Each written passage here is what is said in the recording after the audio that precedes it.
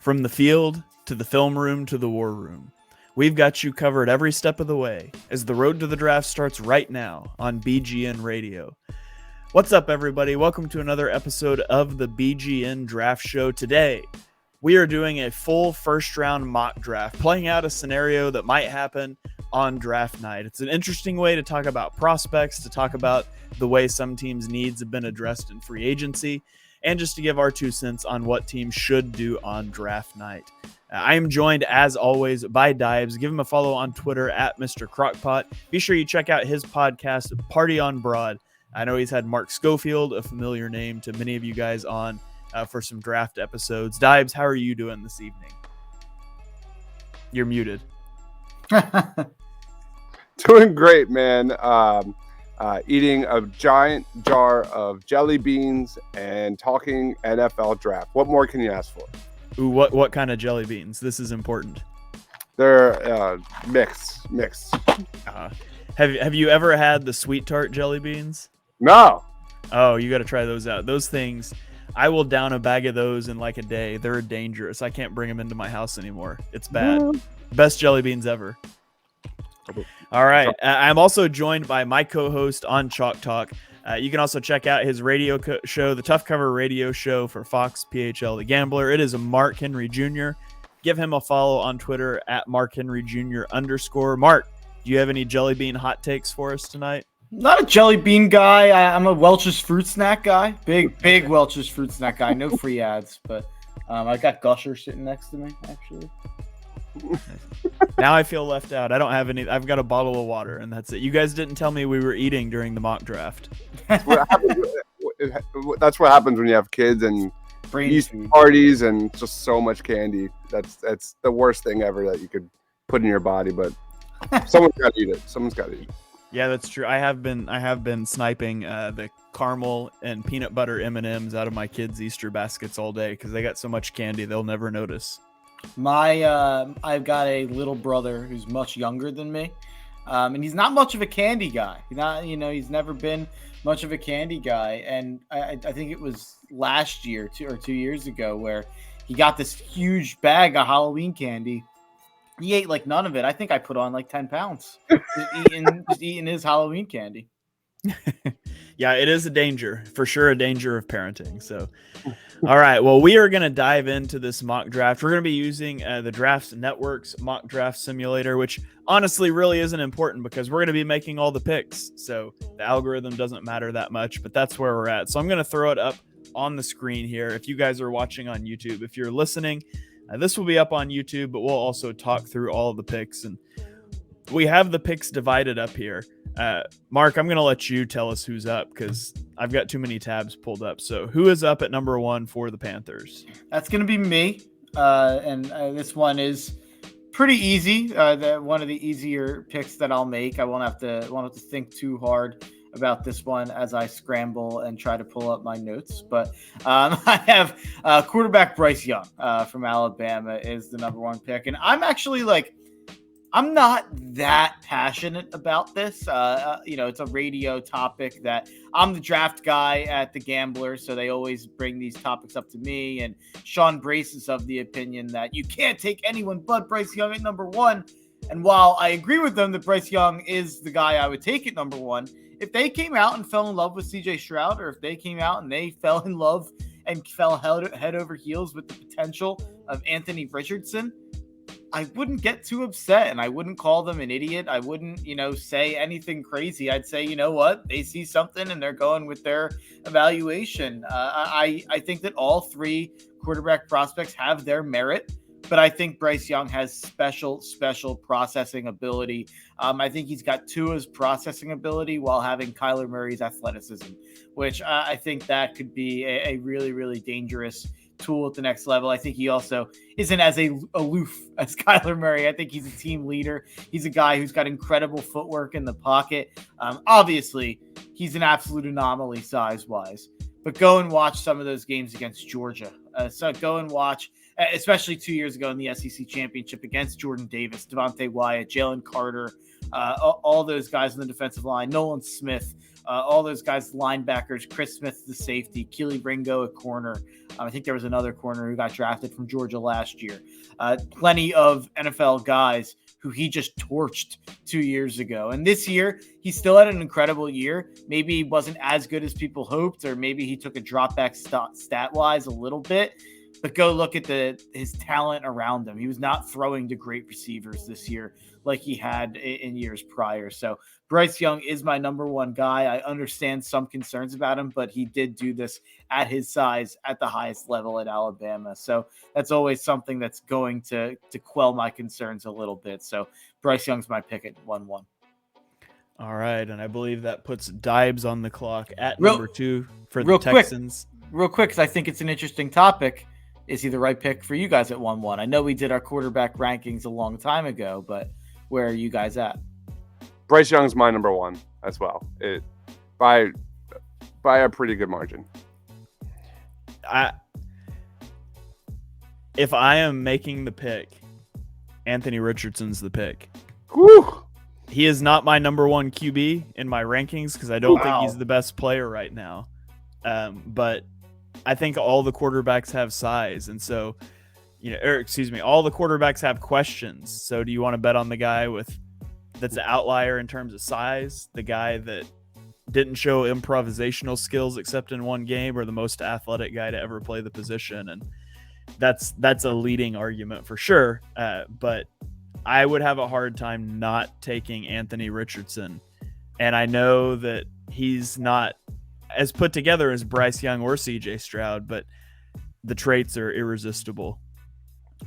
And that brings us to Dibes to make that decision at 2 with the Texans. I'm not going to go that route. I agree. And I'm not really that high on this quarterback class. And I think, the fact that we're having a discussion of Anthony Richardson at 1 is pretty good evidence for that. But I'm going to go CJ Stroud to the Texans. Just elite level accuracy. And what this guy did, if you don't know anything about CJ Stroud, just turn on the tape against Georgia in the college football playoff.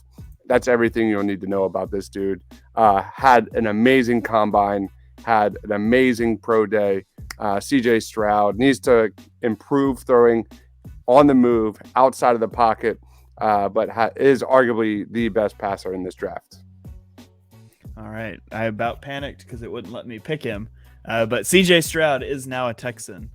So that puts the Cardinals on the clock at number 3. And I am the Cardinals. And the Cardinals they want to move out of this pick because they have a lot of needs. They don't need a quarterback. And everybody knows the Colts are taking a quarterback at 4.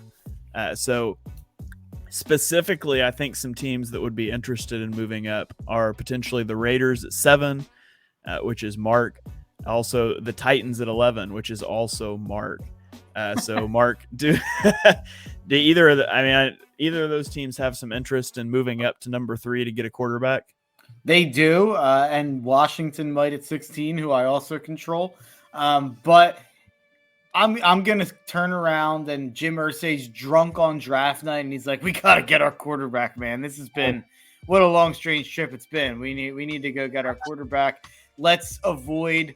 The Cardinals trading down with the Raiders, or the Cardinals trading down with the Titans, and let's just offer the Cardinals a 3rd-round pick to move down 1 pick. They can still get whoever they want with that 4th pick, and they would take the same guy they take at 3, but we can go up and get our guy. Would the Cardinals be interested in that?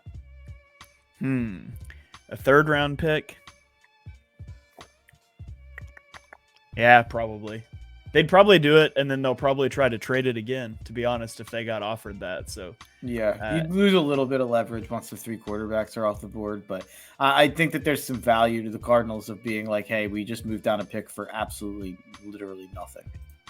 Yeah. Okay, so let me punch this in. And while I punch it in, you go ahead and tell it. So the official trade is the pick 80 in the 3rd round to move up from 4 to 3. And so while I process that, I think that's a likely trade, by the way. Yeah. Okay, so the Colts are now on the clock at number 3. Mark, what quarterback did they just move up for?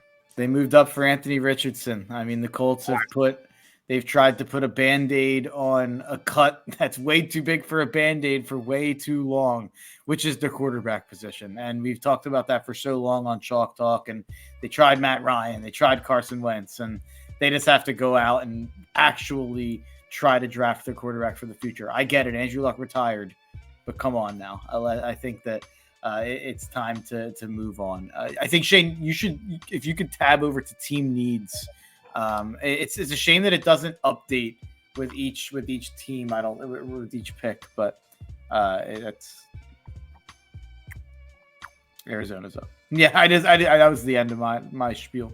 Oh, okay, yeah. So Arizona's back up, and to be honest, Arizona wants to try to trade down again, probably in the same situation here, trying to play the Raiders and the Titans off of each other.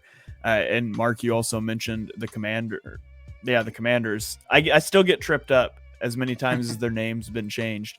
Do any of those teams have interest in coming up to 4 to get Will Levis? No, the problem is I hate Will Levis as a prospect. So it's I'm controlling these teams that need a quarterback, and I'm not going to draft him in the first round because I'm drafting on my big board here. So if Will Levis is going to get drafted in the first round, it's not going to be by one of my teams. Okay, fair enough. So in that case, the Cardinals are going to go take Will Anderson, blue chip prospect. He's a slam dunk pick. He's who they have their eye on all along. It's who they're going to take at 3 if they stay there. So Will Anderson Jr. is going to come off the board to the Cardinals, give Jonathan Gannon another elite edge rusher. He's used to having those with Hassan Reddick and all these other guys that they had in Philadelphia. Going to get that for him to start and build the defense in Arizona. So that puts the Seattle Seahawks on the board here at number 5. Dives, is this one you? Yep, this is me. The Seattle Seahawks are happy to select Tyree Wilson, 6'6", 270-pound edge rusher prospect, more powerful than Crafty, ranked number 2 in college football with 41 quarterback pressures. He's just got very good production, very good power, very good aggression coming off the edge. Tyree Wilson is just a massive prospect, and I think he's going to do well there. All right, and that puts the Lions on the board here at number 6. The Lions could go a lot of different directions. Obviously, quarterback could be in play if they wanted to get a guy to replace Jared Goff down the road. Unfortunately, like Mark, I'm not super high on Will Levis, so I'm not going to be taking him at number 6. They could also look really to any level of their defense. Their defense was atrocious last year. They could go take their pick at cornerbacks. They could invest in the trenches. I kind of feel like Dan Campbell is a let's build through the trenches sort of guy. And so I'm going to take Jalen Carter, interior defensive lineman out of Georgia. Red flags on character aside, I think they would love the way that he plays on the football field. So Jalen Carter is going to come off the board here at 6 to the Lions. And that puts the Raiders up at number 7. If you could click on the Raiders to give me the team needs there. I think that, the 6 of my top 7 players are off the board if I'm the Raiders here in terms of the way that I want to go. Edge, it's listing edge as one of their needs, and I get why. I think that they do have a couple players there, but I'm going to go with an edge, even though I don't think it's necessarily their biggest need. You could take a look at some of the offensive tackles.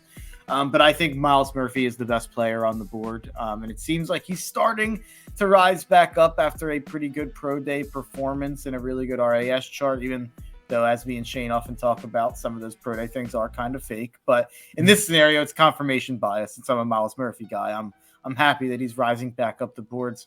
And I think that he's a guy who's just so versatile, such a lock to me to be a good player at the next level. And I don't really understand some of the knocks that people are making up out there, and some of the big-time draft people that are entirely out on Myles Murphy. It boggles my mind how you could be out on a guy with his athletic profile, his consistency at Clemson, and his sack production and run game production. So I'm a big Myles Murphy guy. I'm usually going to be the guy who ends up taking him in these mock drafts. My number 3 overall player.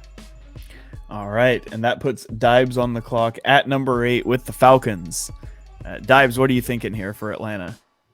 I'm thinking two different players, and I'm debating which one I go with. I think I'm just going to go with arguably CB1 of this draft, and I think it's a guy that Atlanta will like, and that's Christian Gonzalez, cornerback here. He had a really good season last year at Oregon. He is a guy that has smooth athleticism, turns his hips really well, has great size at 6'2", freak athlete, 40+ inch vertical, was arguably the biggest winner at his position at the combine.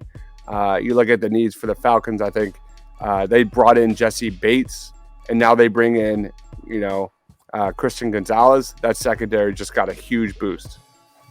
All right, yeah, and pair him with AJ Terrell. That's a pretty good secondary duo. Go ahead. It's funny. AJ Terrell is a guy who I compared Joey Porter Jr. to. So it'd be funny if they just drafted a guy who has the same traits as AJ Terrell to be the CB2 to AJ Terrell. Christian Gonzalez, I compared to Byron Jones, which would be another fantastic add with AJ Terrell. Yeah, I think that could be a sneaky landing spot for Bijan Robinson, number 8. Ooh. Like they're a run the ball sort of team. They ran the collegey offense with Mariota. Now they're going to run it back with Desmond Ridder, and you would kind of want to protect him. I could see them going Bijan Robinson. It wouldn't be the first time they've done something people thought was crazy in the top 10. They took Kyle Pitts at number 4. I think last year was Drake London at 8. So it would be a lot of investment in skill position, but it's an interesting fit to think about at least. So, all right, that puts me on the clock with the Chicago Bears. Chicago Bears have one job in this draft, and that one job in this draft is to help out Justin Fields. You want him to be your franchise guy. He can't be taking 14% sack rates, and some of that's on him, a lot of that's on his offensive line. So I'm going to take who I have as my top rated offensive lineman in this draft. It is Peter Skoronski, offensive tackle out of Northwestern. You might say his arms are too short to be an offensive tackle and he can only be an offensive guard. I would tell you that his arms are only a half inch shorter than Rashawn Slater's, and everyone was concerned about that with Rashawn Slater, and Rashawn Slater is an all-pro, and Peter Skoronski outplayed him at Northwestern when he stepped in right after he left. So I don't have those concerns. I think Peter Skoronski is a slam dunk pick there. And so that is going to put the Eagles on the clock at number 10. And I think I have the Eagles too. Yeah, I have the Eagles as well. So, and thinking through what the Eagles would do here, this board has not broken exactly the way you would want it to with Myles Murphy. He's a guy that you would circle here for the Eagles. They could look to go edge rusher still. They could look to go offensive line. They could look to go defensive back potentially. Bijan Robinson, who they would never take. I'm really torn here between addressing defensive back or going for an edge rusher. But I think given the choice, the Eagles would always go edge rusher here. So I'm going to go with Nolan Smith. Whoa. Nolan Smith, super athletic. He's down here on the Draft Network's board, but he's not that far down on my board. I think Nolan Smith, like we talked about it on the Edge Rusher show, but he's like Hassan Reddick, and who wouldn't love to have two Hassan Reddicks on your football team? I think he could learn a lot from Hassan Reddick. I think he could play a similar role for the Eagles long term. He's super athletic. He's still a decent run defender for his size. So I'm going to take Nolan Smith here at number 10 for the Eagles. This might be the first time I've drafted for the Eagles at 10 in any mock draft. I almost always trade back with the Eagles. Okay, and that puts Tennessee on the clock at number 11. Mark, that is you. What do you have in mind for the Titans here? As the Titans GM, I'm extremely happy you didn't draft a certain player, but as an Eagles fan, I'd be very unhappy if we drafted Nolan Smith over Jackson Smith and Jigba. That's the wrong Smith, Shane. But we've been talking about it on Twitter today. Don't let people fool you into thinking this draft class does not have an elite receiving prospect, because they do, and it's Jackson Smith-Njigba. Jim Nagy runs the Senior Bowl, so he said that a lot of these teams reach out to him and talk to him and ask him about some of the players, and he said that consensus, there is only one receiver that NFL teams consensus have a first round grade on, and it's Jackson Smith-Njigba. And he said way more people have him in their top 10 than people are talking about out in public. And I think NFL GMs and NFL front offices are smart enough to realize that a hamstring injury that they tried to rush him back from in 2022 does not take anything away from his historic production in 2021 on a team where he outperformed Garrett Wilson and Chris Olave, who both just had great rookie seasons with terrible quarterbacks. So I am extremely high on Jackson Smith-Njigba. Everyone involved at Ohio State, including Garrett Wilson and Chris Olave, has come out and said that Jackson Smith-Njigba is an even better prospect than those guys, better prospect than Jameson Williams was, better prospect than Terry McLaurin was. I think JSN is a special wide receiver prospect. All right, Jackson Smith-Njigba off the board at 11 to the Titans. That puts the Houston Texans on the clock at number 12. The Texans are very upset about that selection, Mark, because that was definitely where we were going in that direction, adding playmakers on offense with Robert Woods, Dalton Schultz, and C.J. Stroud. So what we're going to you could have paired JSN with Stroud again. That would have been what I was planning on, man, but you ruined it. But here we are. We're kind of stumped. We're scratching our heads. Yeah. All right. Let's go Paris. Should I go Paris? Yeah. Yeah, I would. Yeah. All right. We're going to go Paris Johnson here to the Houston Texans. The guy who started at right guard in 2021, transitioned to left tackle in 2022, and did not skip a beat.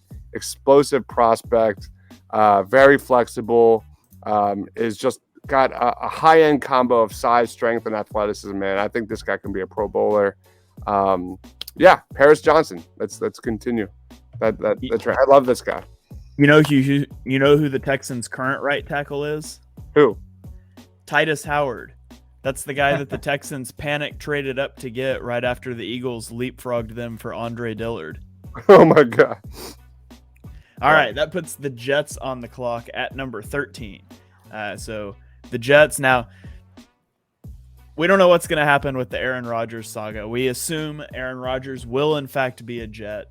I have my doubts that they are going to get the number 13 pick back in return for Aaron Rodgers. So we've debated how to handle this, but I think we're going to go ahead and let the Jets make this pick, and we're going to say it's a second-round pick and, I don't know, something conditional later that we'll figure out at another date. So the Jets are going to stay on the clock at 13.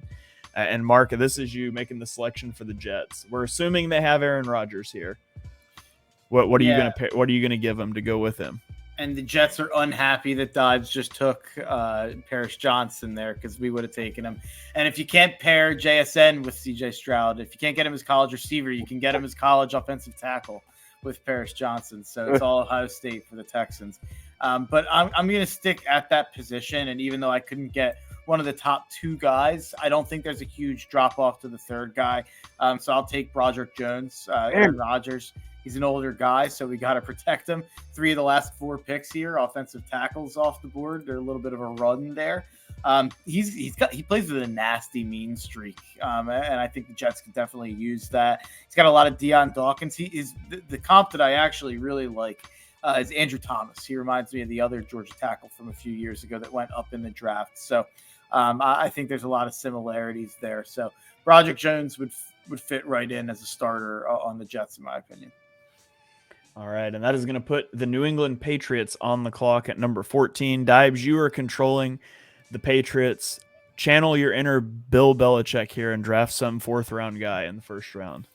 Yeah, this keeps happening because it was going to be Broderick Jones to New England, but that changed. All right, let's go to New England's positions of need. Interior defensive line, I don't like it. Edge. Let's receiver should be higher there, to be honest, in my opinion. Yeah. Let's look at Bijan Robinson. No, we are not going Bijan Robinson. Not with me as GM. All right, we're just gonna go edge and go Lucas Van Ness. A toolsy guy, big time project, but a pretty decent ceiling if things click. And it's New England. Good chance that happens. For reasons I won't get too far into, he seems like a Bill Belichick / Patriots guy. I'll leave it at that. Okay, so that puts the Green Bay Packers on the clock, assuming Aaron Rodgers is gone. Now is the time, finally. With Aaron Rodgers out of the building, after 7 consecutive years spending a first-round pick on defensive players, they're going to go get a wide receiver for Jordan Love, just to rub salt in the wound of Aaron Rodgers. And they're going to go take Jordan Addison, wide receiver out of USC. There's some truth to the fact that you knew that Aaron Rodgers was an elite quarterback, so you could give him lesser receivers, and you need to rectify that. But also, it's just objectively hilarious that they're probably taking a wide receiver this year when that's all Aaron Rodgers ever wanted. But Jordan Addison out of USC, you can put him in there with Christian Watson, and you can feel okay about having Jordan Love out there throwing to these guys. So that's going to be the pick at number 15, which brings up the Washington Commanders at number 16. Mark, this is you. What are you feeling for the Commanders? I like that pick a lot for Addison to Green Bay, by the way. It's all Jordan in Green Bay. Jordan to Jordan. But Washington's extremely happy here that there's a player that they think is the top 10 player on the board here.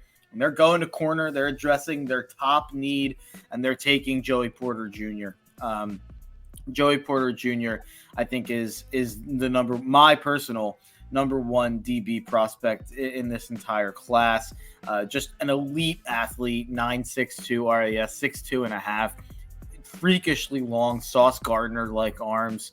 I think that he hasn't shown the ball skills you'd like out of an elite DB prospect, but he's such a stopper in terms of the incompletion rate he forces, led all the Power 5 in 2022 in terms of that. He only gave up 15 catches for 143 yards on 30 targets this year. People just ended up avoiding him most of the time.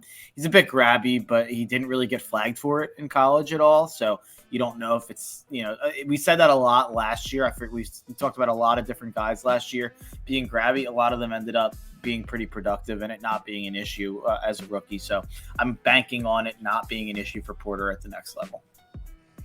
All right, that brings up the Pittsburgh Steelers at pick 17.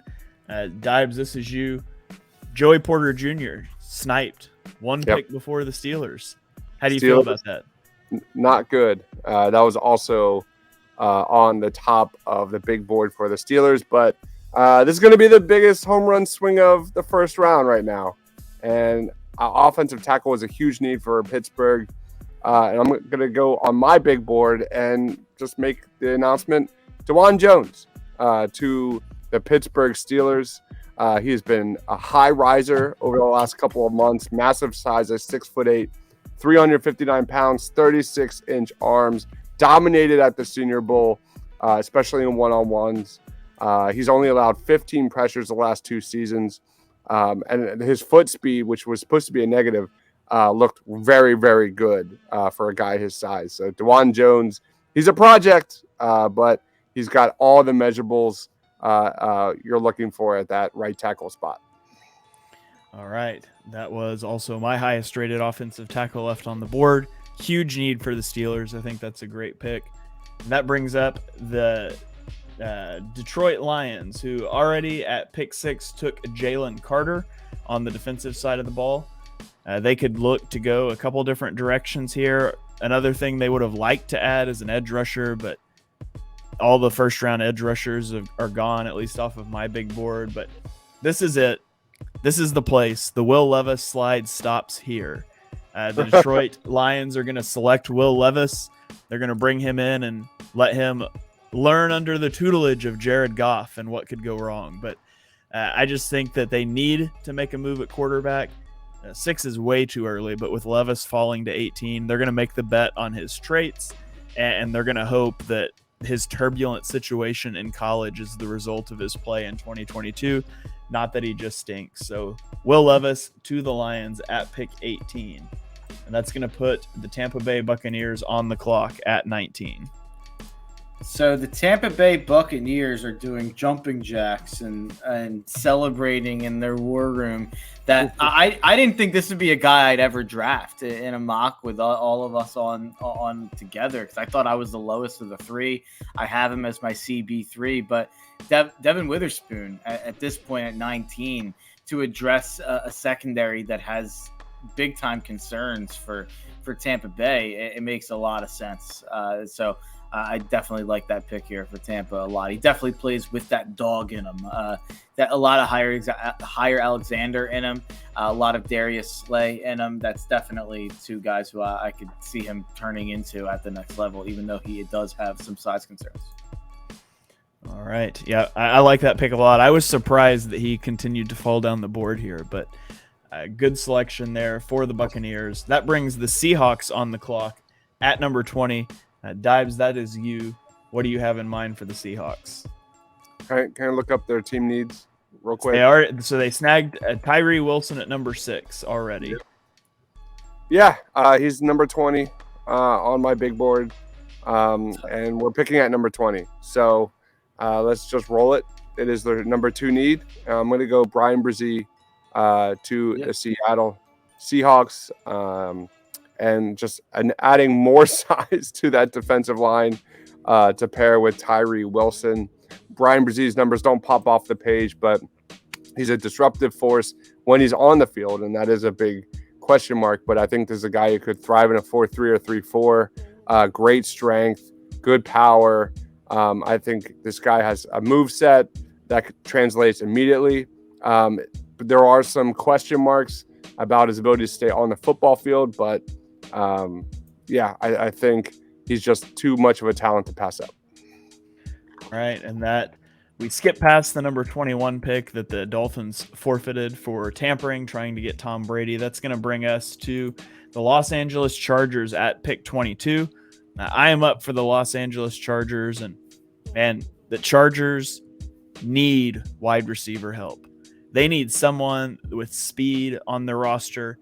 They need someone to help Justin Herbert out a little bit. And so they are going to select Zay Flowers, wide receiver out of Boston College. Considered Jalen Hyatt here as well, but I have Flowers rated higher, although he's not quite the speed threat. He's still going to be a guy that in that quick underneath passing game that Justin Herbert utilized so much, Zay Flowers has the ability to turn those into home run swings. So I think that's a great fit here.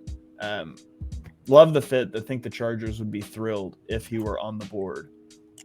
So that brings us to number 23, which is the Baltimore Ravens, who just recently paid Odell Beckham Jr. $18 million on a 1-year contract. So maybe receiver isn't as big of a need as it used to be.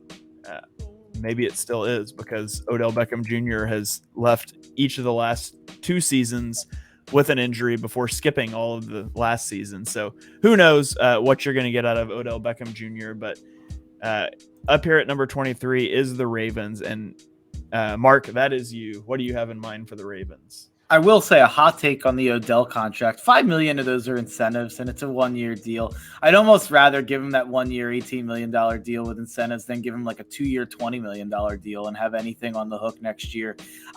It's not a good deal, but I'm just happy Baltimore did something to maybe help Lamar if he is going to be the quarterback. So normally I would normally take a receiver here, and Jalen Hyatt would make a lot of sense, I think, to add on the other side to Odell as a speed threat. And I do have visions of Jalen Hyatt in that Chargers offense with Mike Williams. So I think that's like a picture perfect fit. If you're Jalen Hyatt's agent, you should just be like harassing the Chargers GM with like every great Jalen Hyatt highlight and be like, please draft us here because we will make a lot of money. But I'm going to go with a different route here for the Ravens. They definitely need to address their secondary. So I'm going to take a guy who I like a lot in Emmanuel Forbes from Mississippi State. He's got concerns in terms of his size, being 166 pounds. But even with that, still a 9.32 relative athletic score, elite 40-yard dash, elite 10, 20-yard splits, pterodactyl-like arms.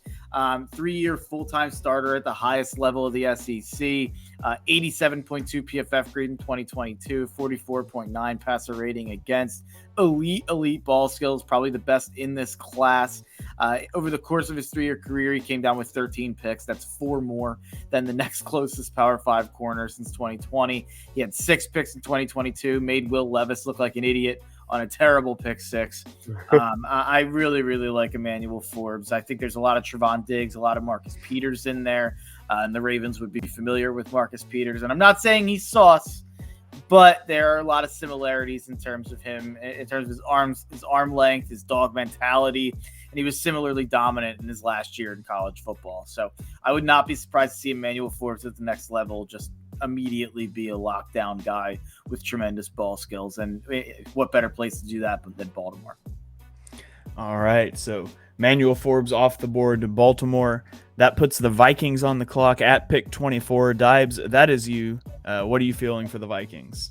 Yeah, they were hoping some of the big playmakers at corner was still there, but one of the big other defensive backs is still there, and I can't believe it because he's number 12 on my big board. I love Brian Branch out of Alabama, safety, a guy that's nearly sound in every facet of his game. He can play in the slot. He can play up at the line. He can blitz the quarterback, make plays on the ball. I think this guy's a plug-and-play starter from day one. I think he can play at corner if you need him to. This guy is a pure versatile weapon for the Minnesota Vikings. All right, and that puts the Jacksonville Jaguars on the clock.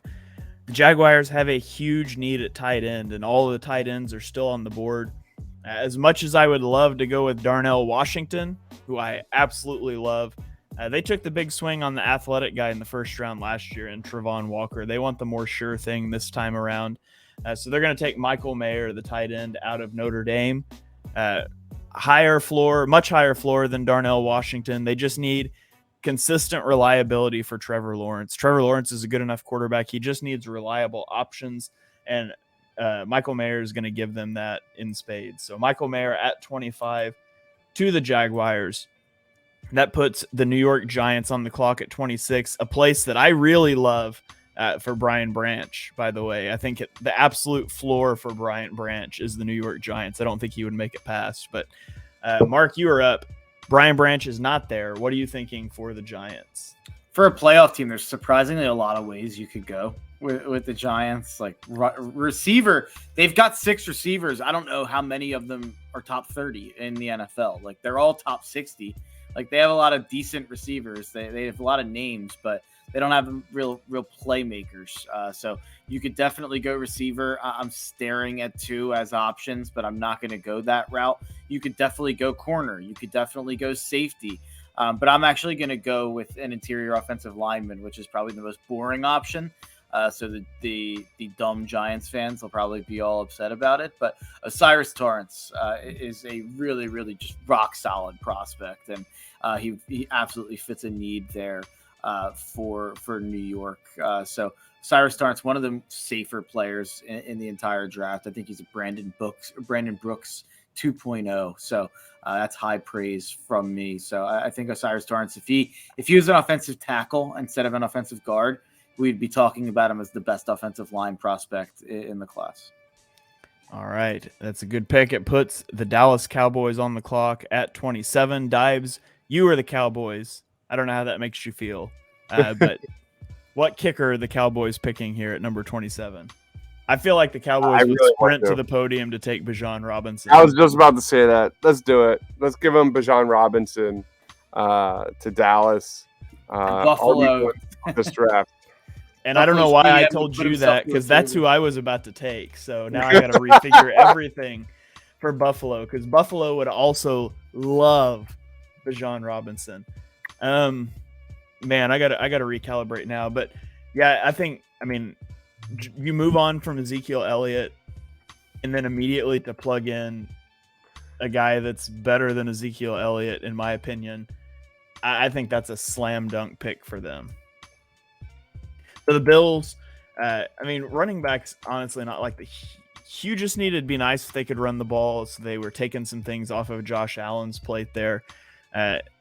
I suppose they could look to bolster their interior offensive line, maybe with a guy like John Michael Schmitz. Don't love this. Don't love it at all. They could also use a wide receiver, and they've got Stephon Diggs, Gabe Davis. How's their cornerbacks look? Let me check the depth chart here. They've got Tre'Davious White still. Oh, yeah, they took Kaiir Elam last year. Dane Jackson, Taron Johnson. I feel like they're in like a playmakers only situation here. It feels like a skill position pick. Yeah. I think, although he is rated higher on my board, I have Quentin Johnson rated higher on my board than this guy, but I've got some concerns about Quentin Johnson too. So I'm just going to do it. I'm going to go for my guy. I'm going to go get Marvin Mims, wide receiver out of Oklahoma. He is the next guy for me after Quentin Johnson. Maybe it's a little bit of a reach, but he is a huge playmaker. He is more reliable in terms of catching the ball than Quentin Johnson. And he's going to be a really good pairing with Josh Allen, who likes to go vertical. You're going to use Mims out of the slot to go vertical a lot. So the shock of the first round is Marvin Mims backdooring into the first round. And that puts the Cincinnati Bengals on the clock here at number 29. Dibes, that is you. You're up. What are you thinking for? Wait. Sorry, that's not you. That's Mark. Mark, you are up for Cincinnati. There's a lot of fun ways you could go with this pick. If you're Cincinnati, you could go and take a running back because there's rumors Joe Mixon could be on his way out after June 1st, and there's also some legal trouble there. So there's always concerns there. Jahmyr Gibbs makes a lot of sense if you're Cincinnati, but you could also go another direction. You could take a tight end. That's definitely a position of need, and it has been for them. You could look at Kincaid. You could look at Darnell Washington.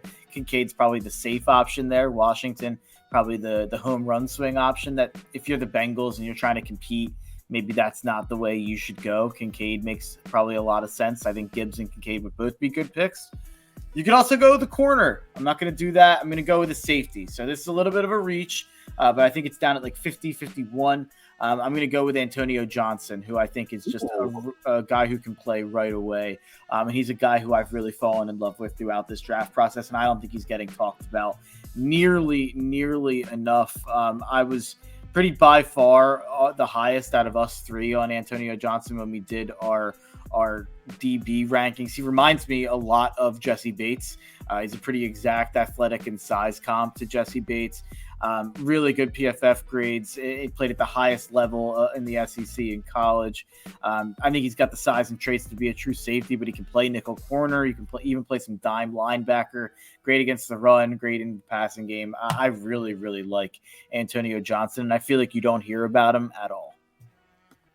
All right, Antonio Johnson sneaking into the back end of the first round. Now the Saints are on the clock at pick 30. Dibes, you've got the Saints. Tell me how you're going to fix the Saints roster with this one pick. Death taxes and Shane piling on the Saints every draft season.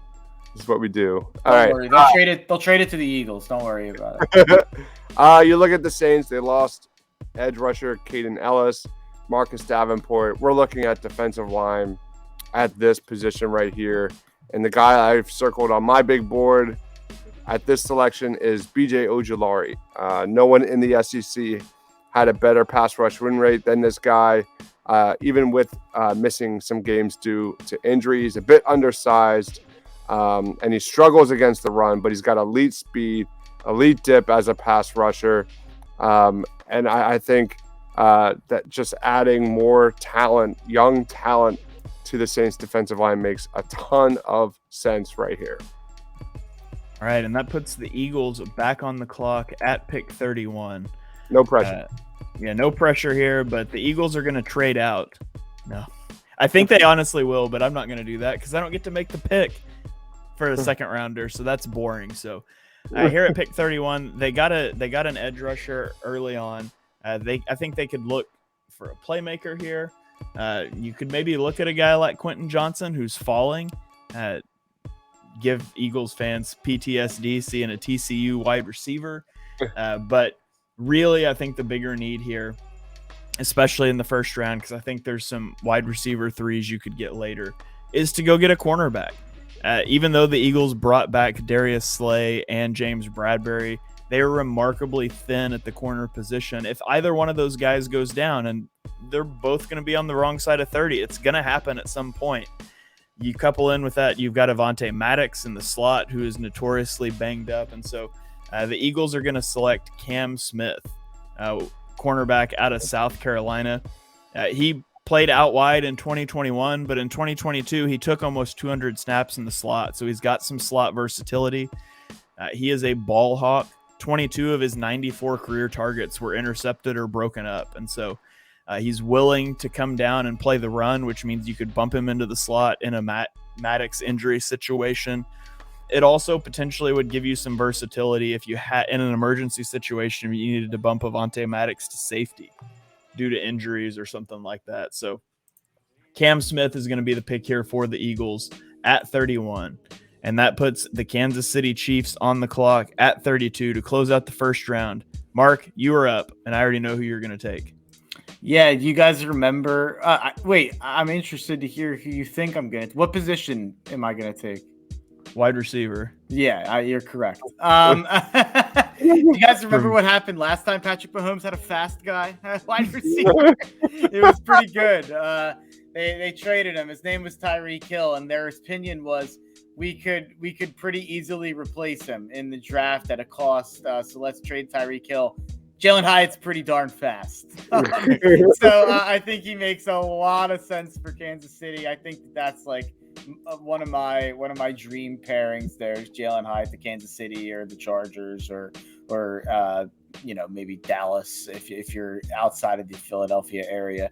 But those are all good landing spots for Jalen Hyatt. So Kansas City would be the best landing spot if you're any receiver, obviously. But especially if you're Jalen Hyatt with that speed that Andy Reid has been able to show that he can make it work. And they've tried to do this before. Even when they had Tyreek Hill, they drafted Mecole Hardman. They drafted another guy that is escaping my mind on, I think it was maybe Demarcus Robinson, who had a crazy, crazy high 40. So I could totally see them drafting Jalen Hyatt if he falls to 31. Yeah, I remember you saying on the wide receiver draft show that teams need to not let Jalen Hyatt get to the Eagles or the Chiefs at 31 or 32. So as soon as I saw you were drafting for the Chiefs, I knew Jalen Hyatt was the pick. I know you too well, Mark. Oh, Jalen Hyatt and Midnight Green, by the way. Sean Jackson vibes. Oh, my God. Yeah, I don't want to pick for the Eagles next time we do one of these. Then people yell at me. I want them to yell at one of you guys next time. They'll yell at me for trading up to take Jackson Smith-Njigba. Yeah. So no, true. I have been yelled at for that in the past as well. So, all right. Well, that is going to do it. That wraps up our first round mock draft. Guys, any thoughts on how that mock draft turned out? Anything that surprised you? Guys that fell out of the first round? Anything like that? A lot of teams that need tackles, offensive tackles in this. Darnell Wright. Did anybody take Darnell Wright? No, but it seems like he's trending towards the top 20 based on some news that's been out there. Yeah. His was a name that I came up with several times during this month. So offensive tackles, I think that's an underrated position in first round that could see 5-6 guys taken.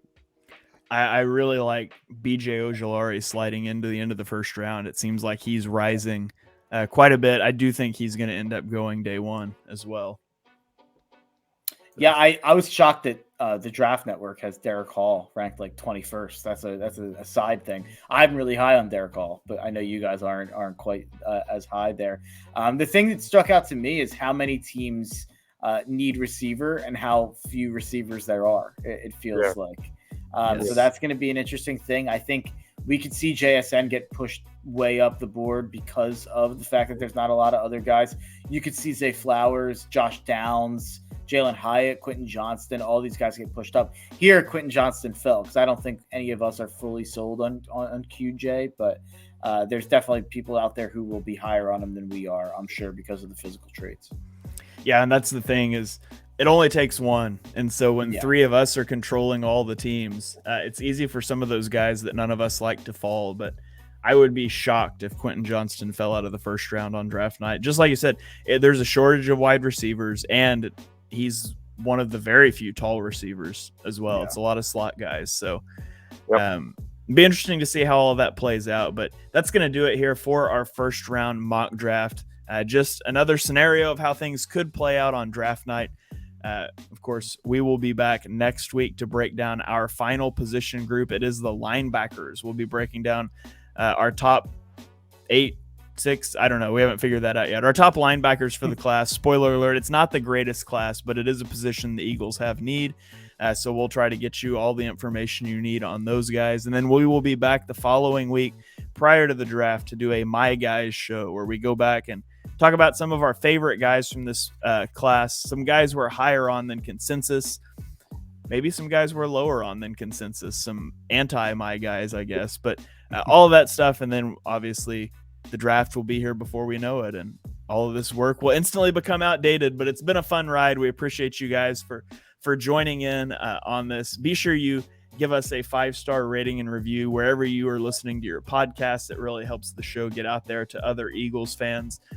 Be sure you click that like and subscribe button on YouTube. Turn on notifications so you don't miss the next episode. We'll be back next week. And so until then, go Birds.